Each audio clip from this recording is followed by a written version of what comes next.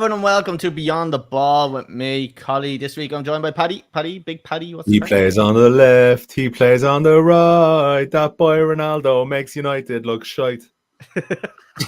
And we are joined by Conor. Conor, what's happening? All right. Lads, this is like deja vu all over again. Two shocking results for Liverpool, or for Liverpool and United. Bad draw at home for Chelsea. Robbery, by the way. Right, so what we're going to be talking about, lads. What? Last week I was comfort drinking. This week I'm comfort drinking and I'm comfort eating. So it's just slippery slope. Worse. I think if they lose again this weekend, I'll be on the gear next week. Right, lads, we're going to be looking at the weekend that just happened there. So much shit to talk about. We're going to be focusing on obviously the Chelsea match where we got absolutely anal raped. We're gonna look at the Liverpool game where one man up front can't control his temper. He always said he was good with his head. I always said it. Yeah. I mean, he always hits the target with his head, and he done it again. And then we're gonna look at the absolute farce fest that was Manchester United. Probably the worst performance of all time. Lads, what will we go on to first? Oh, sorry, I'm telling everyone what we're going to be listening to, aren't we? Now we're going to go have a look at the fantasy football. We're going to have a look at the next challenge, lads. Challenge number 3, is it? Yeah, Yes, sir. Challenge number 3 is up, lads. So we'll be watching that as well. And then we'll give our predictions for next weekend's fixture. So we're only talking about 2 of the fixtures, lads. It's going to be Chelsea and Leeds, and it's going to be United and Liverpool, who are obviously the main kind of the match of the weekend. So, lads, we're going to move into the first thing this week, and it is... You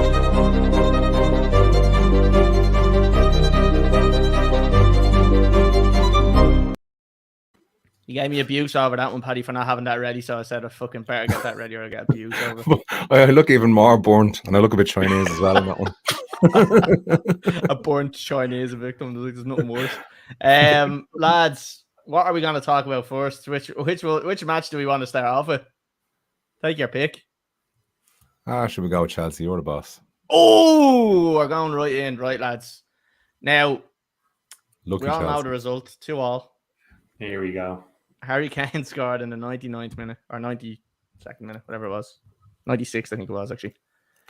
Lads, I'm not being biased, but Chelsea were fucking robbed in that match. You're absolutely being biased. I'm 100% not, right? I'm not being biased at all. No, yeah. And you know what? I'm so biased when they start a sentence, but I'm not being biased. But... Yeah. Lads, I'm going to show you why. I've got proof. I'm going to back it up. Let's have a look at this. This is the first goal, right? As you can see here. Now, if you actually zoom in on this. Well, first of all, your triangle is not on the keeper's eyes. Exactly, which I was just about to point out. Now, this isn't me. I didn't do this graphic. I found it online. I was going to point this out myself because it's actually to the left, which makes it even more.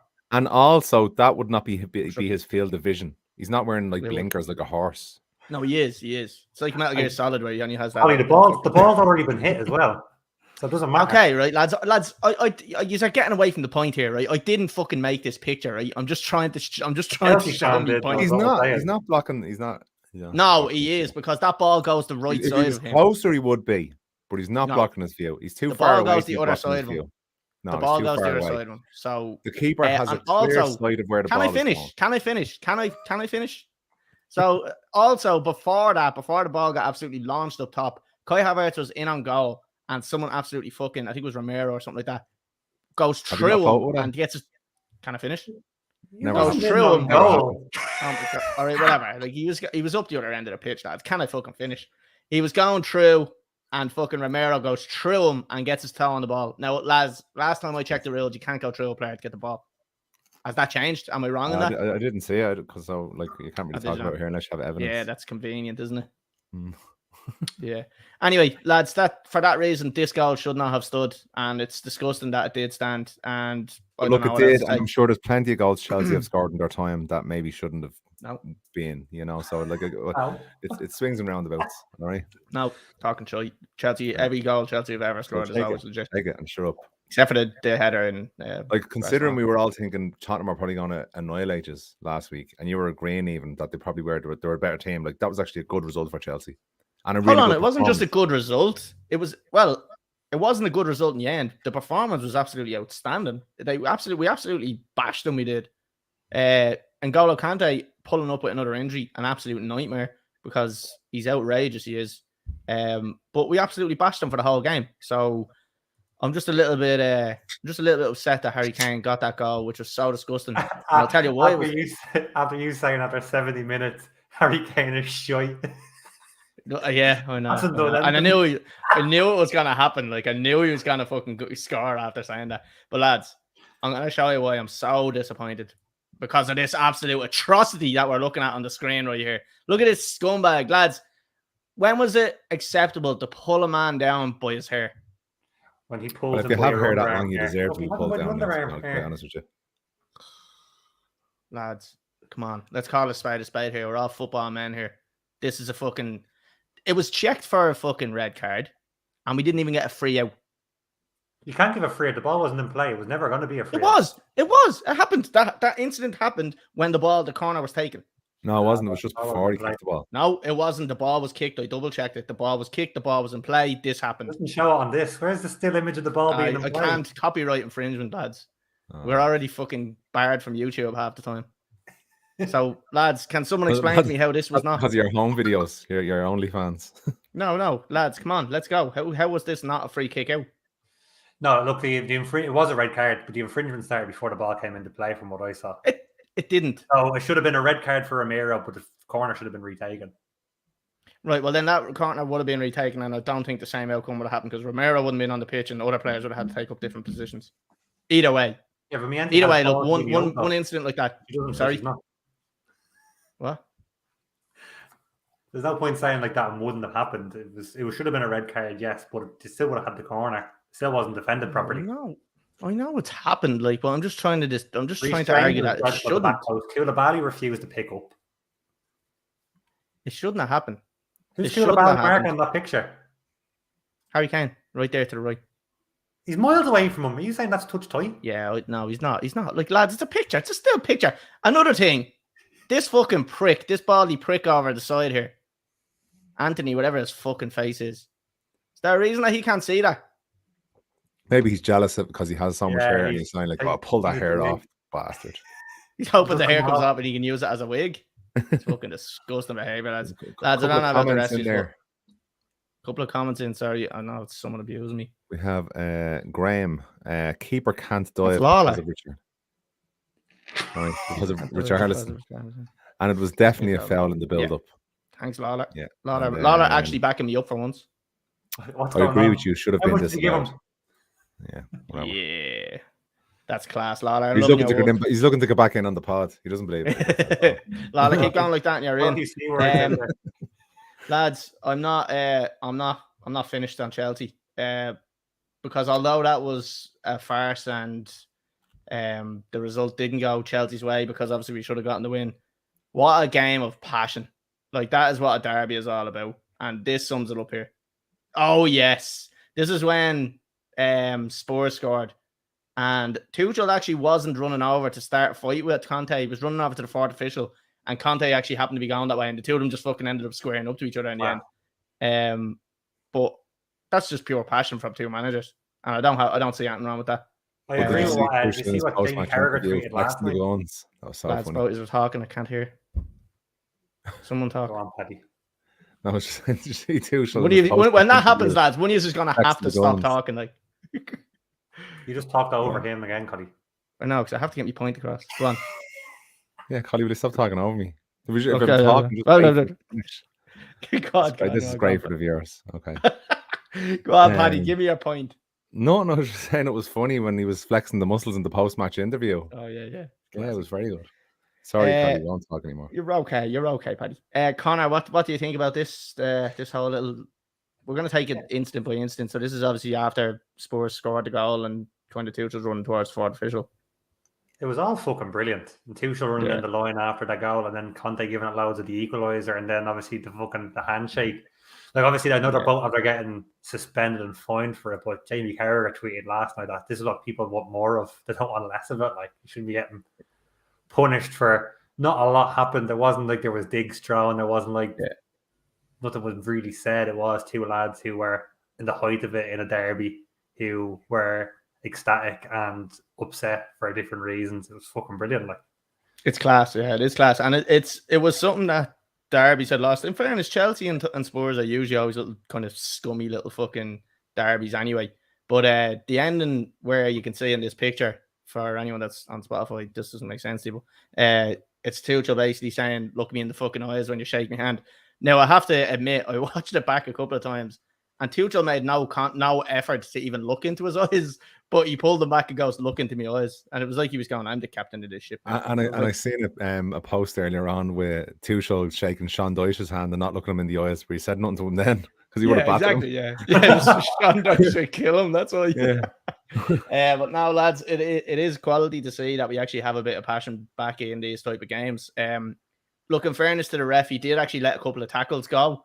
The two that he let go just happened to fucking go to bleeding goals, which cost Chelsea big time. But I wouldn't take it away. I'm happy to see what happened there. I don't have a picture, lads, but obviously when Chelsea equalised, Tuchel running down the sideline past them is absolutely like stuff of dreams. And Conte put out a tweet there yesterday. It was on his Instagram. Yes. It was on his Instagram. And he says, it's lucky I didn't see it because it would have been nice to kind of make you fall. Like, so basically just said, if I had a fucking seen you, I would have tripped you up. Like, so that went out on his personal Instagram page. So I thought that was brilliant. Question for you is, after the match, Graham Souness, what he said in front of your one about it being a man's game, and we were sitting beside him. Now he's completely come out and TalkSport, and even the lads in TalkSport said, "Look, I don't care. I'm not apologising for it. Why should I have to apologise? I was just saying there was a group of men there playing." And but what are your thoughts on it? To us, he's right.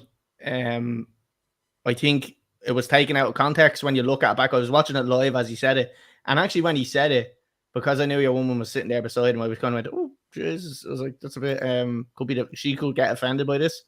But as soon as he said it, I instantly understood what he meant. Basically saying that we used to have a game where people were diving all over the place, and now we're actually having a few tackles because the referee is letting tackles go. Yeah, that's all he meant.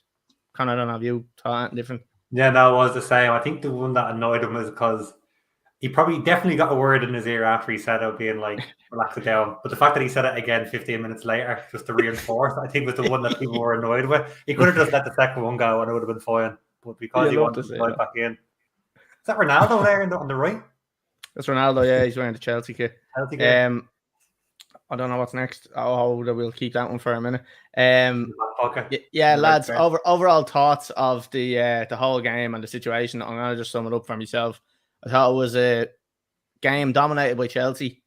I thought the refereeing decisions obviously cost us, but the passion was outrageous, and I wouldn't trade it for anything. So, yeah, overall happy with the game.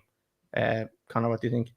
Yeah, no, watched the game live as it was going on, and I thought the same thing. I was surprised with Chelsea and how they came out. Surprised with how well the back three played and kind of shut down, as we talked about, the dangerous front three that Spurs have now with Kulusevski, Son and Kane. Nullified, like I know we were speaking during the game, nullified them for pretty much the whole thing, to be honest. Yeah. So yeah, impressed with Chelsea and the way they came out. Yeah, there was a couple of stupid refereeing decisions on it as well, but I think, as you said, if that's what sets the precedent going forward for the rest of the season, where more of these tackles will be let go, I'm sure it's going to come back around, swings around a bit, where you'll get something that probably would have been done in the previous season, but it's not going to be brought back now. And I've seen it across the league. I watched a good few games this weekend. There's a lot more tackles going in, and it's fucking brilliant to see. It's great. Being allowed, I suppose, not just going in, but being fucking playing on with, you know? Yeah. It's really good to see. Paddy, what's your thoughts on it? I think it's a big indication of how far Tottenham have come as a club under Conte. I think great signing, getting him as a manager in, and I think he's going to do great things at Tottenham. They're 2 League Cups in the last 30 years or something like that they've won. I think he's going to win a couple of trophies over the next couple of years. But Chelsea, writing them off a little bit from last week, you know, they needed signings, they needed a striker. They played very well. They scored 2 good goals. The new centre back, what a signing! What a signing! What a goal! Like the way he took that volley was unreal. Like that, like one of the best strikers in the world wouldn't hit it, but it's good form. But yeah, great game, great derby, and yeah, good to have the football back.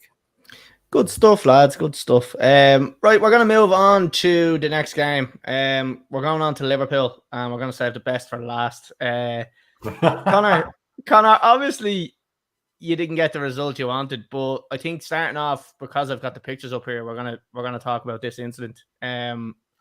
Look, he was getting wound up the whole game, and obviously having that Uruguayan blood in him and his South American nature, he reacted like an absolute gobshite and fucking headbutts him. What's your thoughts on what happened here?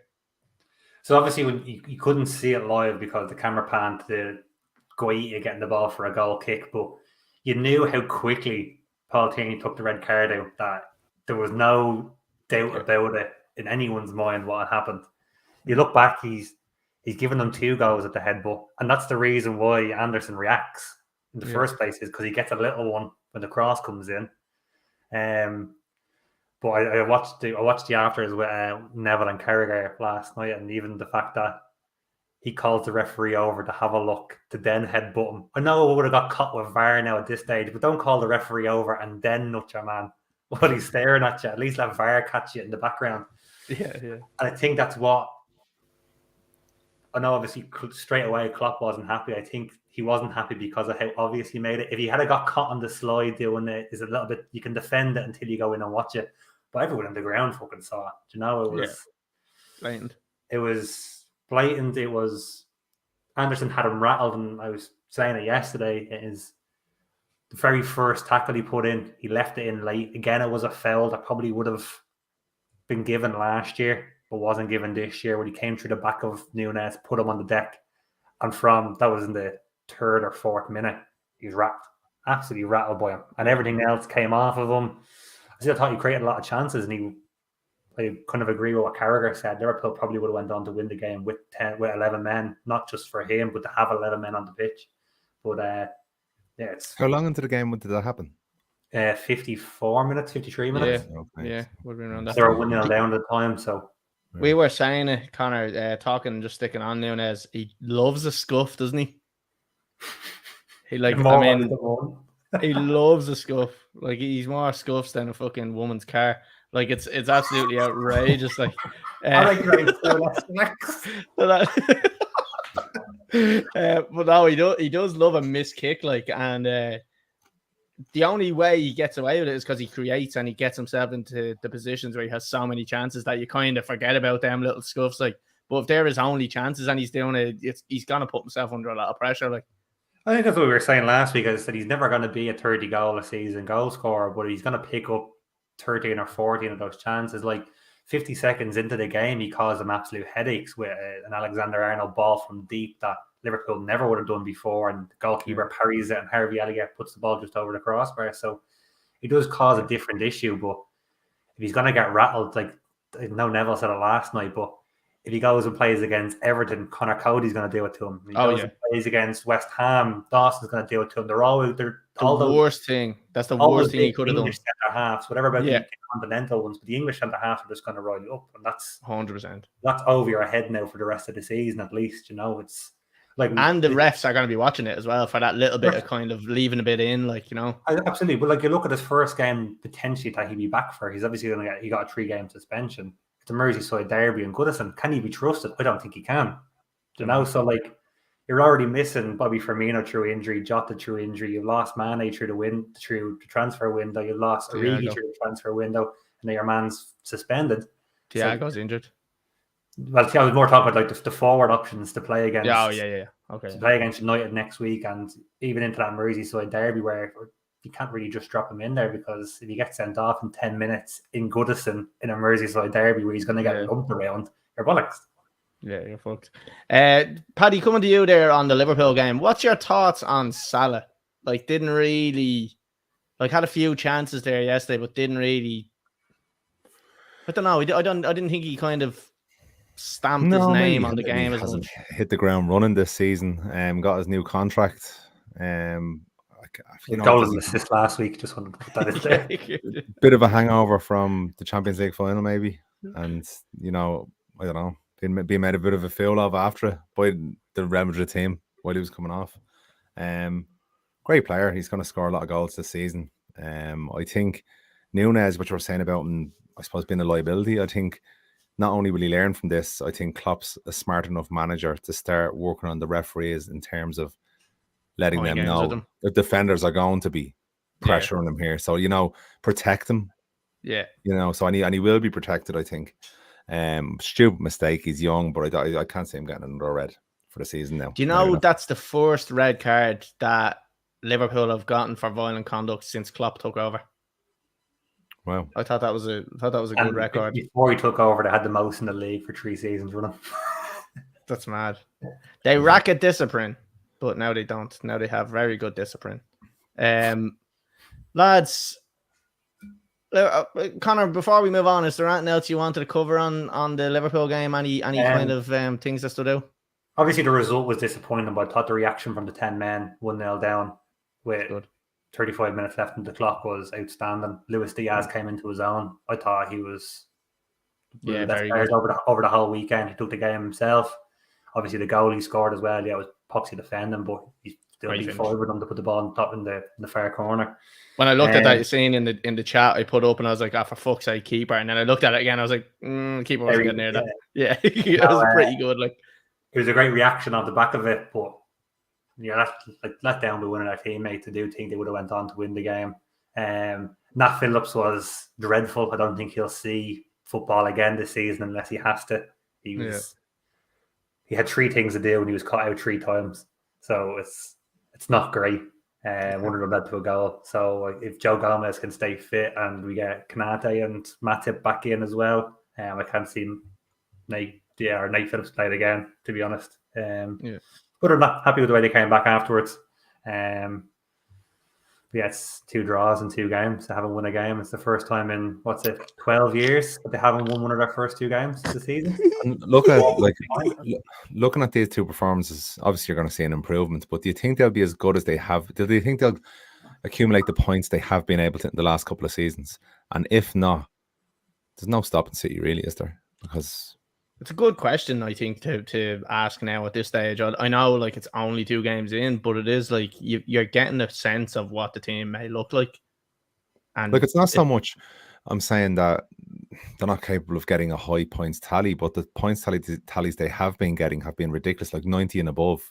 Yeah. I'm thinking, will they get that this season? Looking at those first 2 games after losing Mane, I can't see. That's what I was saying from even we went back to before the season started. City have gotten stronger. Have Liverpool gotten stronger? I don't think they have. I think they've maybe maintained the status quo, but they're not developing the same way as City is. I still think they will put together a huge points tally, but I think City's point tally from last year will probably go up, and Liverpool's definitely won't. So I can see that gap. I can still see Liverpool, as I said, being one of the top 3 teams, if not one of the top 2 teams, but it's very hard to see now, especially dropping 4 points in your first 2 games, it going down to 1 point going into the last game of the season, going into the last 15 minutes of the season. Doesn't look like it's something feasible for any team at the moment. Like, I was looking at the Man City game the weekend, and not only did Haaland not score, which like, okay, fair enough, they still scored 4, but he was pulling defenders away. So the other world-class players had even more space than they did last season.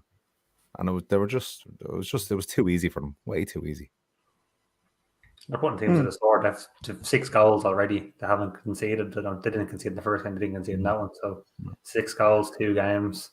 Again, a similar start to what Liverpool had. 2 teams that they were expecting to beat, but one of them did and the other one didn't. So there's the differences, Yeah, and the big thing is, like, when you look at all the games at the start of the season, like, so say Chelsea, Arsenal, like all the top 6 really, there's not many games other than Chelsea and Spurs. There's not many games where you would have looked at them first 2 games and said, right, should be 6 points for all them top 6 teams. Like, there's no other than Chelsea and Spurs, just because they had to play each other. And then obviously we're looking at Liverpool and United this week, but Arsenal have done it. City have done it. United have failed miserably at it. Let's be honest, Liverpool probably should have taken at least. Look, it should have been 6 points. Let's be honest, 6 points should be 6 points. So 4 points dropped there. Not necessarily 2 difficult games. Again, we always talk about kind of when you come up against a newly promoted team, they always have that kind of bit of fucking excitement for their first game. So you kind of expect maybe a bit of a shock result at the start, but it's a bit worrying for the likes of Liverpool, who have dropped 4 points so far, considering how good City are. Arsenal, again, we talk about them every season. I know they had a shit start last year. They really kind of turned it around and then obviously fell away at the end, but they look very good with Jesus there as well. So they could be a big threat this year. Now, don't get me wrong, I don't think they're going to be threatening fucking City, but I think they might be threatening that top 4 spot. And I made a bold statement and I made a bold decision to say that Liverpool, I think we're finishing 4th. And Judd, I know it's early doors, but going off what I'm after seeing, I'm happy with that I've said 4th, because I don't know whether... Sorry, go on ahead. Sorry. No, go on. I just don't know whether they're good enough to really challenge the way they were the last 2 or 3 seasons. I don't know. Like, I know obviously it's a nothing game, but the way they approached the Community Shield was completely different to how they approached the Fulham game at the start of the season. Now, it's a throwaway game. Anything could have happened from the City point of view, but they approached it with tempo. They didn't approach Fulham. And I think last night, they went 1-0 down. They have done in every game for the past 7 games, I think, and they've won 5 of them. But I think if you don't go down to 10 men, it's a win, and it's 4 points from 6, and we're looking at 2 points off City. It's not the end of the world. So, it is down to individual stupidity. I think last night's result really it sits at his doorstep from the 2nd or 3rd minute when he got a kicking to his head being gone from the game. We might as well have been playing with 10 men after that anyway, you know? Yeah, exactly, yeah. Do you think we could see the 3 London clubs and City in the top 4 spots? No, I do think Liverpool will make it in there. Palace, Brentford. Yeah. Fulham. I do think Liverpool will make it in there. It's always that fear with Arsenal that like one injury could take the whole thing out. Again, it's actually probably like that for Chelsea as well. That N'Golo Kante injury now for me is very worrying. Conor Gallagher came on. Look, Conor Gallagher's grand. He's a good player. Is he to Chelsea standard? Yeah, I don't know. I mean, he looked very good at Palace, but he's a different type of the game, wasn't he? Oh yeah, big time. Yeah, every time he got the ball, he was dying to score. I'm just worried about Chelsea's midfield now, and which I wasn't, because Kovacic still hasn't come back yet, and Kovacic is a massive player for Chelsea in midfield. Lads, what do you know? What I'm going to move it on to the best of the end. We're going to talk about Manchester United, because I'm just going to hide this. You were on the beer last week and you were depressed after that game. Can you tell me what you were thinking or what you were feeling 36 minutes into the game against Brentford, and you're 4-0 down? I was actually at a wedding and I had a stream on my phone. I was watching it, and there was 2 Liverpool supporters sitting beside me. so just what you want. So as soon as the 4th goal went in, I just turned the phone off. Turned off after 4. Fair play to you. Yeah, no, I lost. Oh, yeah, I did. But I was drinking, so I was sorry. Yeah, it's not just the result. Fine, yeah, it was absolutely terrible, but it's just the whole circus around Manchester United now. Leak upon leak upon leak upon leak coming out of signings about what's going on the training ground. Ronaldo wants to go. We need a stadium rebuild. And I seen a photo today of 2 lads up on a hoist painting it red with a bit of emulsion on the outside. And we need a stadium rebuild. Like, it's just pathetic. Paddy, can I interrupt you there before you jump off that topic? Because I want to just get this out in the open, right? And I'm listening to Gary Neville every time. And this is just now, just hear me out for a sec, right?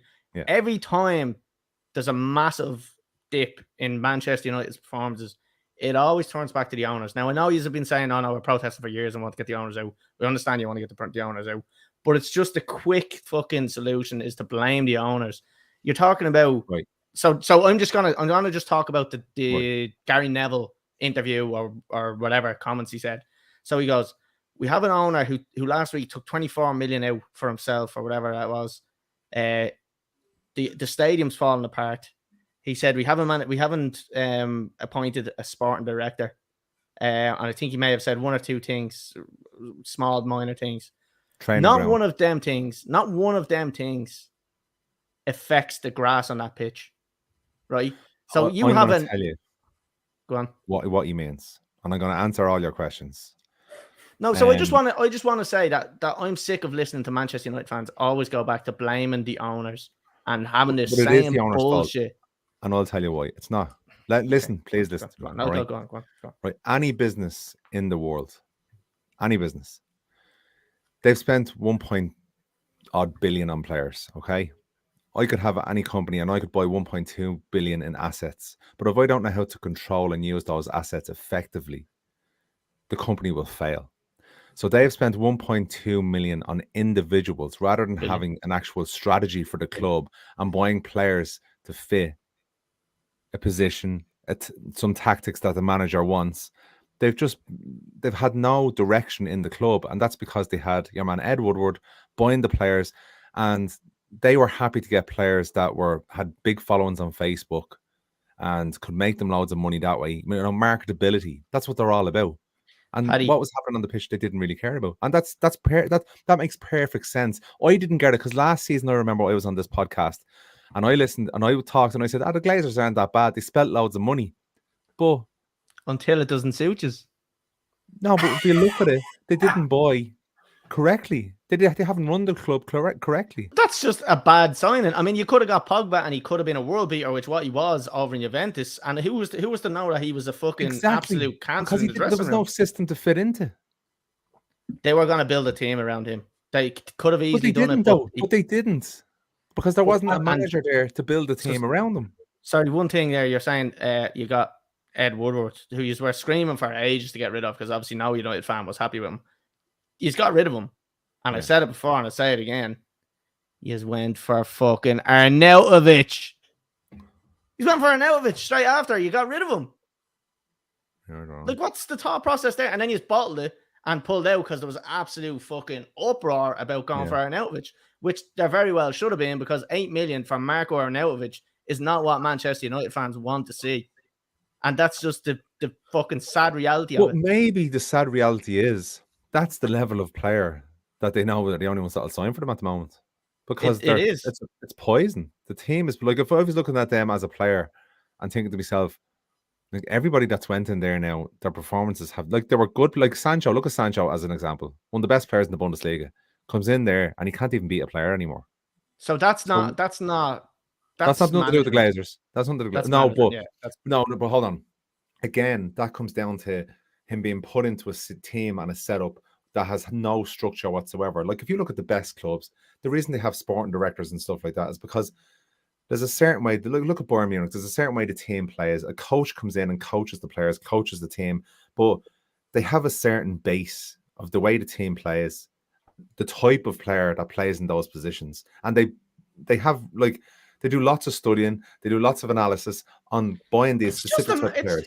But it has to be just the manager's tactics. Like this whole thing of like going back to fucking not having a structure. The structure comes from the manager. You think Chelsea? You think Tuchel doesn't have like a big team behind him, analysing the types of players he's 100%. But he's brought all them players in with him. And look, now he hasn't brought everyone with him. There has been players that are management or whatever that's still there. But anything he's required, he's brought in with him. He has a good team. Hold on. And he knows they all know what he wants. Chelsea as well. Will you stop? He brought in his backroom staff. But you think there's not the scouting department and the sporting directors in there that are helping? Exactly.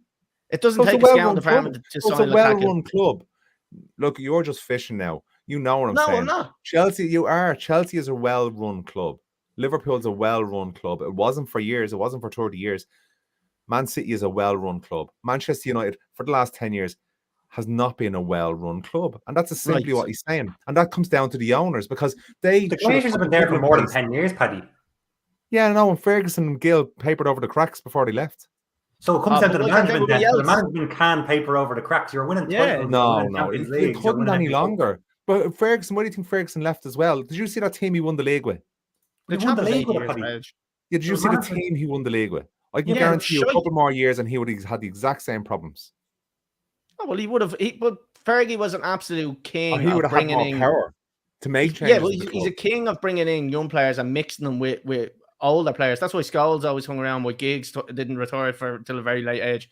And he always had that kind of blooding in the new players with the older, experienced players. That was a different time. That was a different. No, hold on, Paddy. Right, you're telling me, right? No. When Klopp first came in, he had to build a team, and now his team is like that, where he can nearly fit anybody in, and they'll look good, they'll play good, the team will play well. So Klopp is a good manager, and that's because they have the structure in place now at the club. No, and that's because of the new owners as well. Because FSG came in at Liverpool, they set up a whole scouting department, the fucking football directors and all in the background. You know exactly what I'm talking about. Hold on, right, Paddy. You say the owners have nothing to do with it. It's not that they've nothing to do with it, but in terms of how much then? Can I finish? Can I answer one question at a time, please? What's my question? So you're saying you're telling me that the owners have nothing to do with it? What? Is that what you're asking me?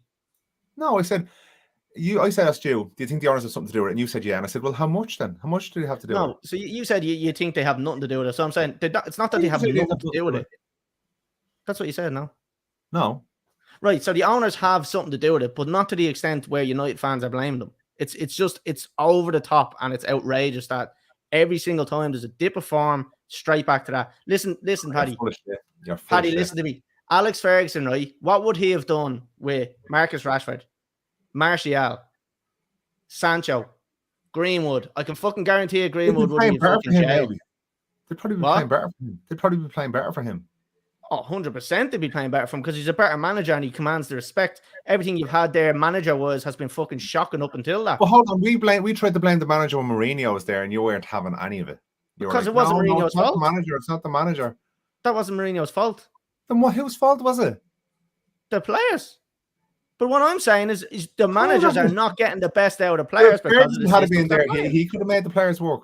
The same basic players are there. The same basic players have been there when Mourinho and all the way through the last 10 years. So don't give me that shit now. But Mourinho came out and said that. Let's say Mourinho's still at the club. Is it still the manager's fault?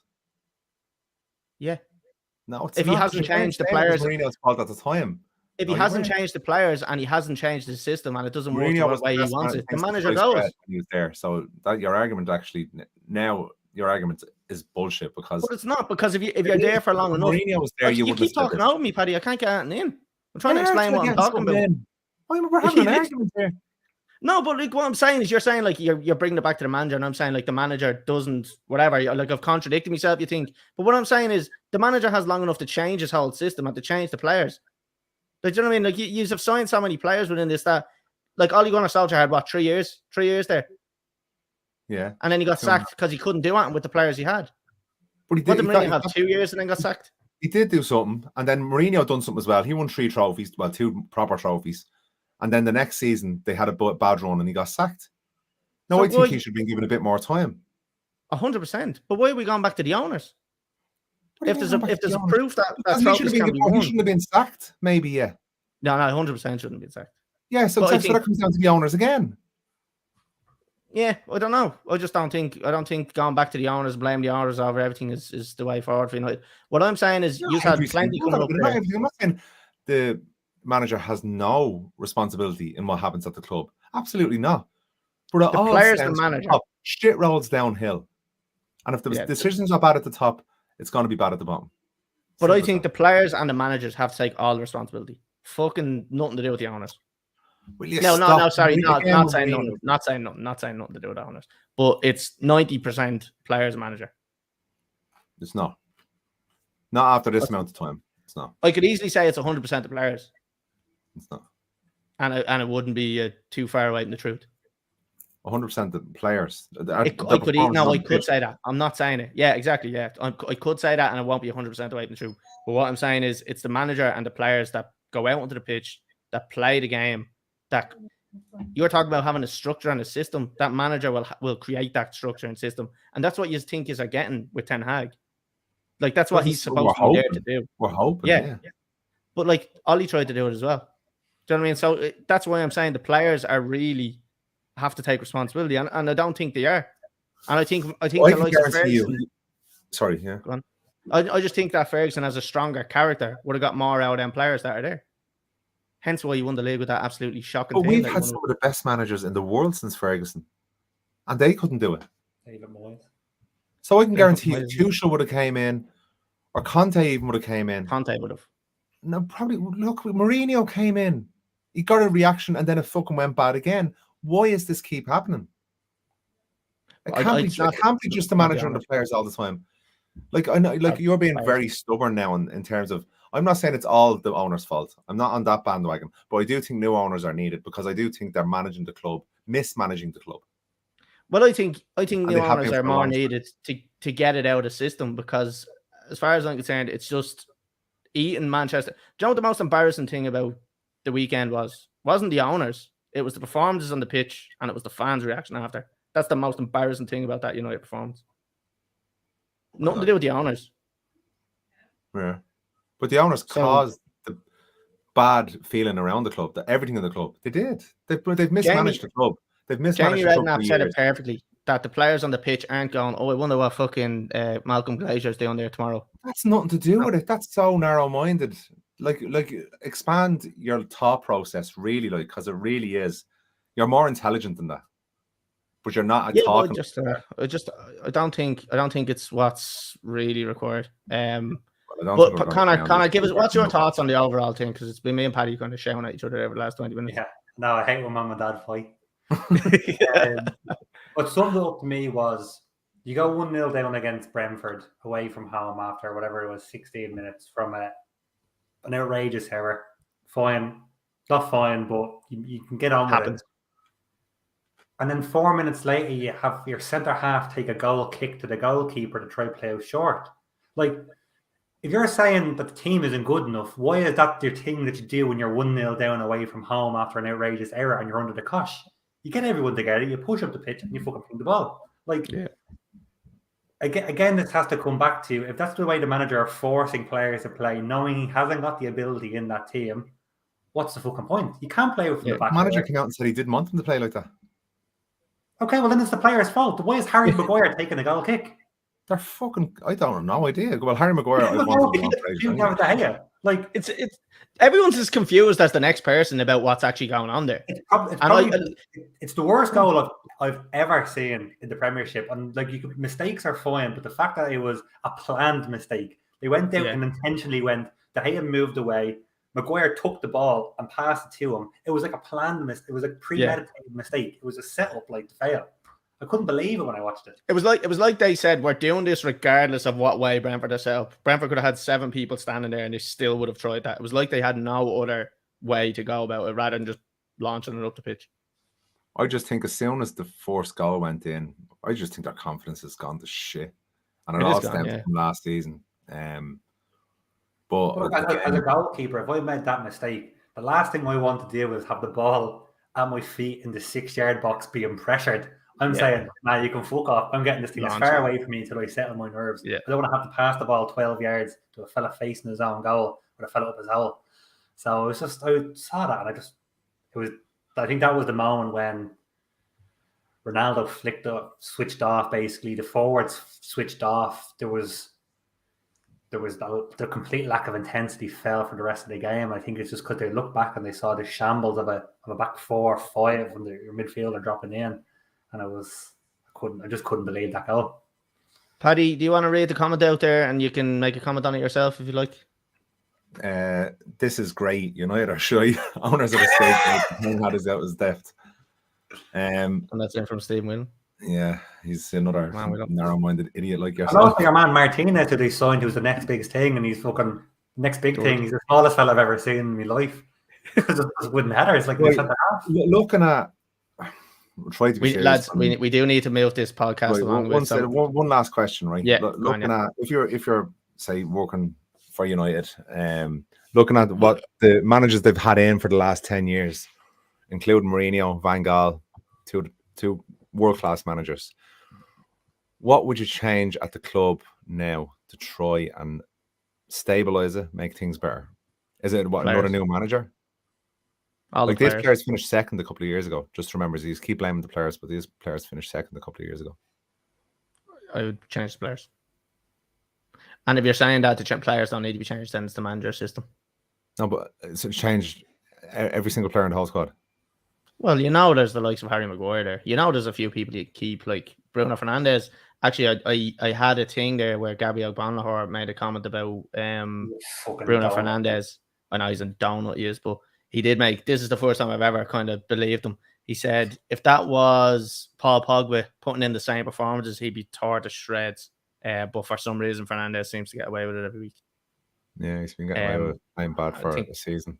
Since Ronaldo, I think, has been in there. Yeah.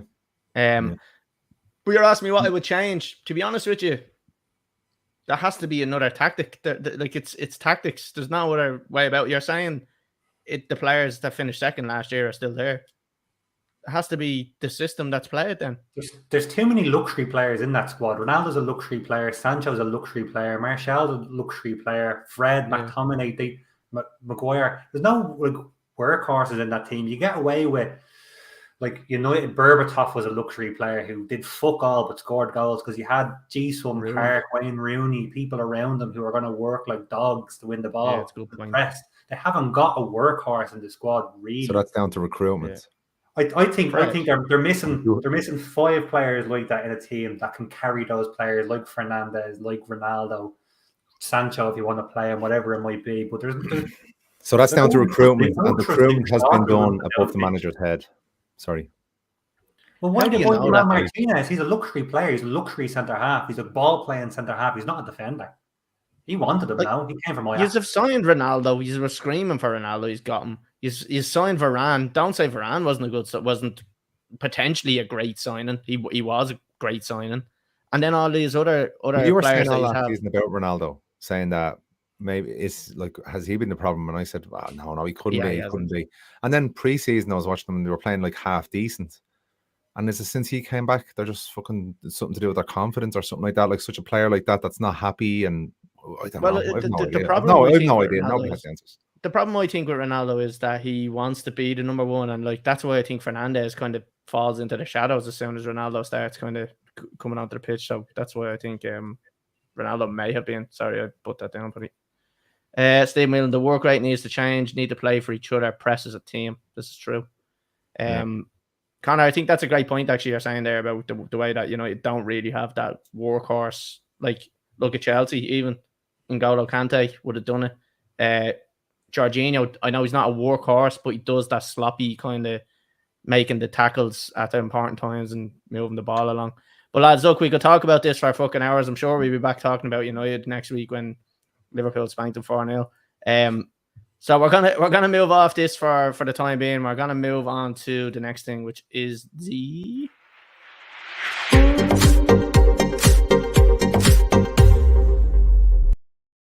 fantasy football, lads. We're going to have a quick look at all of our teams, see what points we got, and then we'll have a quick update on the league table. This ran over a little bit longer than we thought. So, Paddy, you and Paddy shouting at each other, shouting shite. Has to be done, It's all love. Me and Paddy love each other. Lads, let's start off on my team there. So get your teams ready to be brought up. So I'll zoom right in so anybody watching can see it. So, lads, I had a good enough week, 64 points. Again, the average was 57 this week. So another week above average, which is a win. I had Ramsdale in goal. Didn't really do much, 1 point. I had Justin, who got 3 points.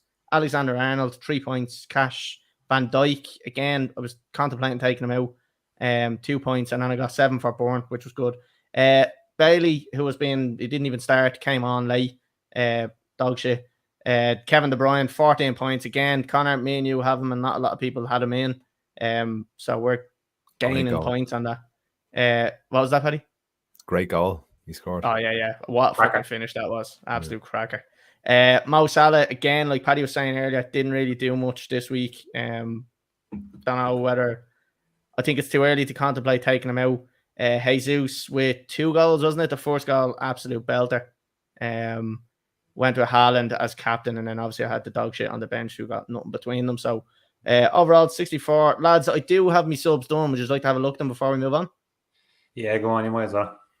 Sure, why not? So this is now my team. So I've got Ramsdale in goal still. Justin's still there. Alexander-Arnold's still there. I've brought Kyle Walker in. A little bit of a ropey one because I don't know whether he's going to start or not. But he's played the last 2 games, so I'm going to bring him in. Hope that Pep Roulette doesn't kick in. I've got Matty Cash there as well, just because Bourne is playing against Manchester City, so he's a doubt, but we'll see what happens there. I've brought in De Silva, lads, very cheap, 4.6 million. So he's a good kind of shit player, but he's actually quite good. He's actually one of Brentford's better players. So I've brought him in for 4.6 million. I've brought in Martinelli as well. He started off at 6, he's at 6.2. So the three lads I brought in were Walker, Martinelli, and De Silva. Still have De Bruyne, Salah, Jesus, and Haaland there as well. So I'm not sure about the captaincy. May change that later on in the week. So yeah, that's it, lads. That's me subs and all done. So someone pop up their screen and we will have a look at their teams. Paddy's Okay. up. 71 points, so decent week. Jesus.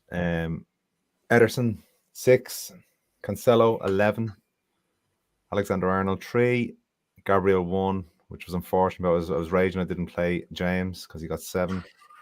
Diaz 9, Sancho 1, Rashford 1. I actually got rid of I think it was Sancho, but I'm gonna get rid of all the United players because they're shit. So everything we just argued about was just bullshit. Grealish. Don't start me again. How was it bullshit? No, I'm not. That was a See, we told you the players were at fault. Jesus 38 points. What a machine. That's the Nunez scumbag. Yeah, but a couple of points on the bench. Oh, you had Perisic as well, did you? And James. Yeah. Oh, so still 71. Decent. Good week. Yeah, good week. Good week, all right, Paddy. Connor, do you want to pop yours up? Yeah, I'm coming. I'm gonna come. Right, there we have it. Connor with his portrait screen, by the way, for anyone watching. Yeah, it looks better that way because you get the whole team in. 55 points only this week. I think my captaincy let me down, but we'll bounce into it. Hugo Lloris in goal, obviously only get me the 1. Alexander-Arnold the 3. Sven Botman, kept faith in him. He started, clean sheet, bonus, love it. Ben White with 1. Perisic obviously coming on, getting the assist, which is nice, got me the 4. Kept Salah as my captain, only the 4 points. That's what let me down. Click only came on 1 point. Saka 2. De Bruyne, as we said, 14 points. Lovely. Gabriel Jesus, 19 points. Mitrovic obviously getting his 2 goals last week. I took him off the bench and put him on. He went and missed a fucking penalty. And then got a yellow card as well. A big letdown was my 4 points from Cucurella on the bench. It would have taken me over the average. But a couple of changes this week. I'm not finished yet, but I've brought in Jensen from Brentford again, like you did, Collie, to Cleach hasn't been starting. So I've brought in some kind of guaranteed starters who like to go forward. And the plan is maybe to move a few centre forwards around here just to get a little bit of variety. Maybe go with a 3-4-3 is what I'm thinking for next week. I can't believe United have made Brentford look so good. Everyone's signing Brentford players. I know. And next week they're all going to be like, fucking shit, Brentford shit. I know, yeah, they're coming straight back out. Right, lads, we're off fancy football. We're going to have a look at the league table. Sorry, I'm moving my mic there. We're going to have a look at the league table. We're nearly an hour in because me and Paddy were just crying at each other there for the last hour or so. Lads, we're going to move on to the next part of the pod, which will be...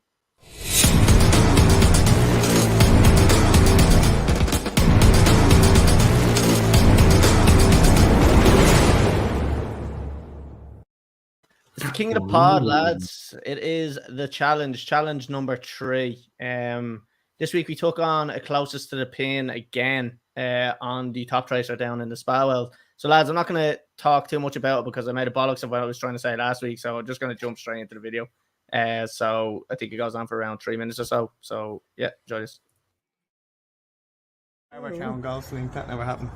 And we're 174 yards. I'm at the moving my thing around. There we go. It's in the trace. Oh, hello. Doesn't look like a bad line. How wide is that? Not that wide.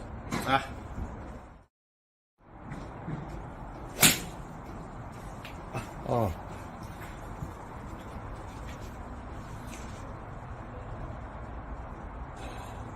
Oh, I tell you. What's that like when you're not good? Oh, it's registered. Yeah, because it's gone left. Straight in the barrel. Oh, It's literally straight down the barrel. stop. Right, we have a registration. We're in play. That's out of 3. Okay. We're in play. Very good. You happy with that? Yeah, I'm happy with that. Yeah, I don't think he's looking through here. Good man. What's in the hand, buddy? 6. 6-9. 16. And me and Dwayne The Walk Johnson. The Walk? Dwayne The Walk. Oh, tell you what. It's dead on line. We have a register. It needs to get up though, I think. I think it's short. I think it needs to go. No, it doesn't. Oh my god. Keep going. Stop. Oh, Paddy has one. I only needed one shot. I only needed one shot.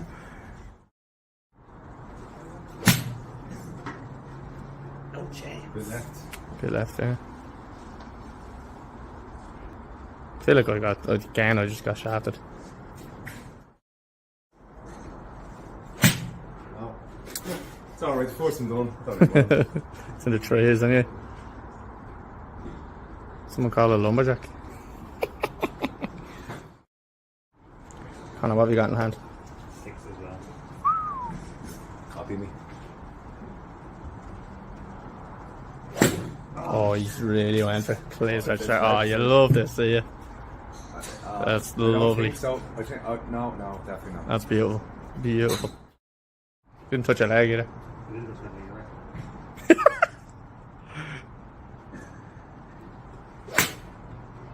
And that's what it was. Nice. Tell you what. Might be slightly left up. It is actually going to hit that false front, I think. Oh, it's disappointing. Oh, hard luck.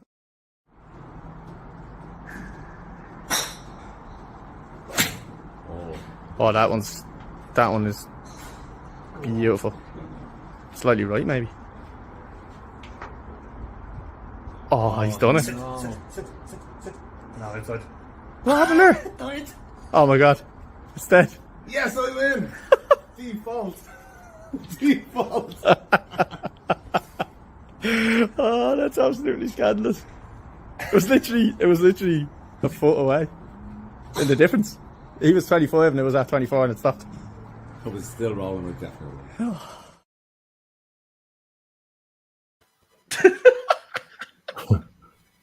Lads, what a way to finish that. Conor, did you actually win or did you think Paddy won? Deep down I won, but Paddy won't take it, so we'll let him have it. Oh, you didn't. Your ball was still rolling when you stopped. It was going to go about 4 feet further than the already was. It was stopped. It was finished rolling. They hit the No, frame. it wasn't. Not finished rolling when you stopped. You couldn't write that shit when that went off. That was unbelievable. That was my favorite thing. Genuine heartbreak. After shouting the person with the trees, I was like, I've done this. Oh, it's fucking daddy. So anyone that is listening on Spotify, if you don't know what we're talking about, go onto the YouTube and just watch that video. We just play it because it's basically a challenge and the ball is rolling. We have a certain distance from the flag and Conor hits a shot and it's literally right where Paddy's is and the screen just turns off, but you get the full effect of it if you watch it on it'll be on our fucking TikTok page as well, probably tomorrow or the next day, so check it out on TikTok as well. Lads, we're going to move on to the last thing. Sorry, just an update. The score is all 1-1-1, so we've all won one each, lads. It's like we planned this. I think we have another one for next week in the driving range. Am I right in saying that? Long drive, I think. Long drive. Okay. Who had the biggest willy? Who was the biggest willy, lads? So we're going to have a look at that one next week. Yeah. So then we're going to try get some other stuff done as well. So, lads, we're going to move into something that we're going to get through very, very quickly because we're an hour into it now. And it is...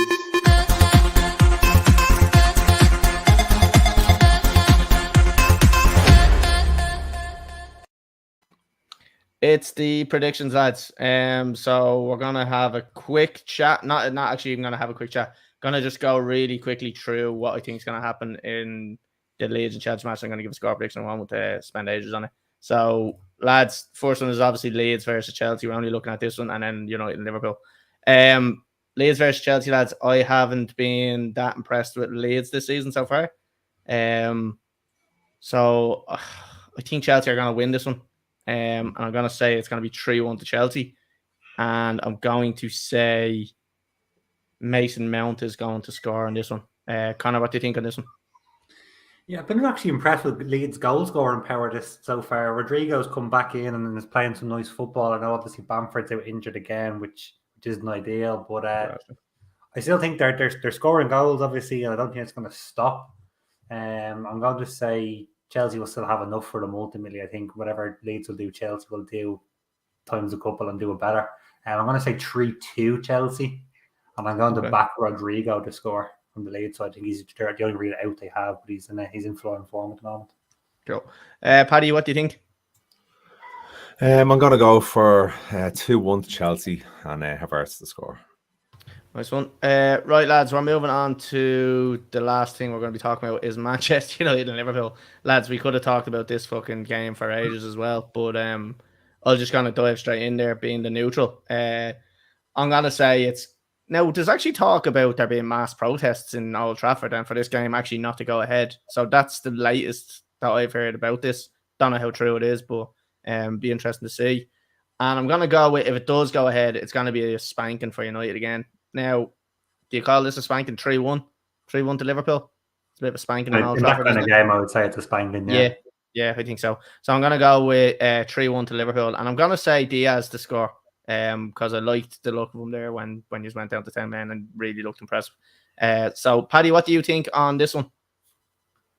I think, Jesus Christ, I don't know, no idea.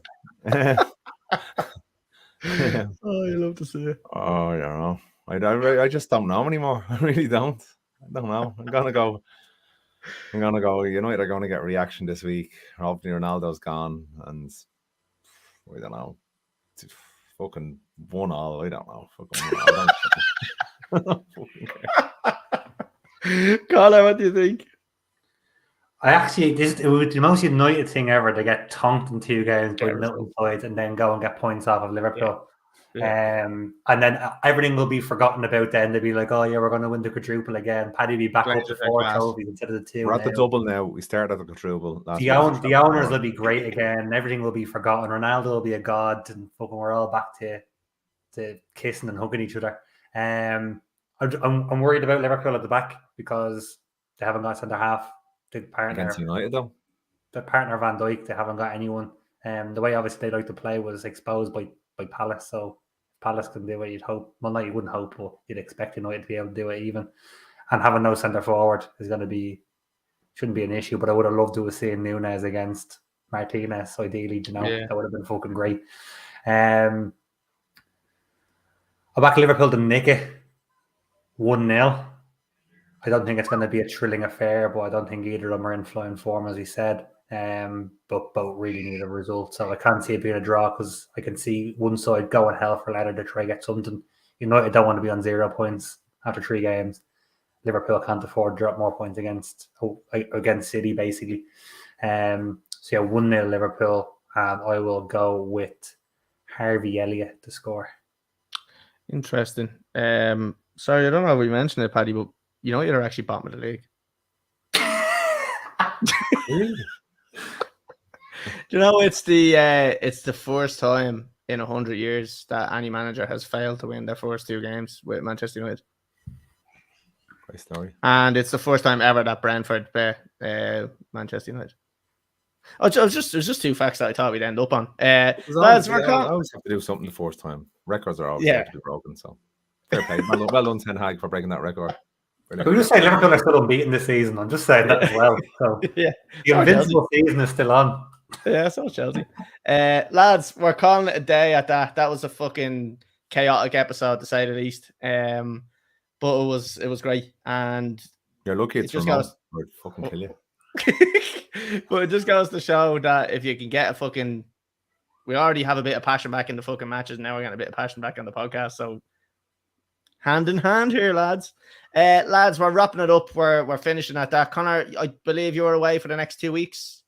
Yep. I won't be here next week when you get a result against Liverpool. Thankful. Where are you going? Barcelona. Barcelona. Hope they pay me. He's going to watch Dowski. Right, well, Connor, look, enjoy that. Nice one for being on tonight as well, right? It was. Paddy, It's been emotional. I hope you're in better form next week, and I hope he's not. I hope he's not. We can have a virtual hug next week if you don't feel better, right? Right. So Yes. nice for being on as well, right? Cheers, man. Right, we will be back next week. Don't forget to subscribe if you're watching on YouTube. I know this is the first time I'm only saying that, and we're fucking an hour over into it. But make sure if you are watching on YouTube, Facebook, Twitter, make sure you follow us, subscribe to us, send all the fucking shit around to your mates because that'd be crack. Get us on TikTok as well because we put stuff up there and it's great fun. We've over 1,000 followers there now, so I'm going to be going live probably next week or something. We're watching a game, maybe I don't know, I'll take abuse off random people that don't know me. But anyway, lads, it's been emotional, and we'll be back next Tuesday at 8 p.m. So we'll talk to everybody then.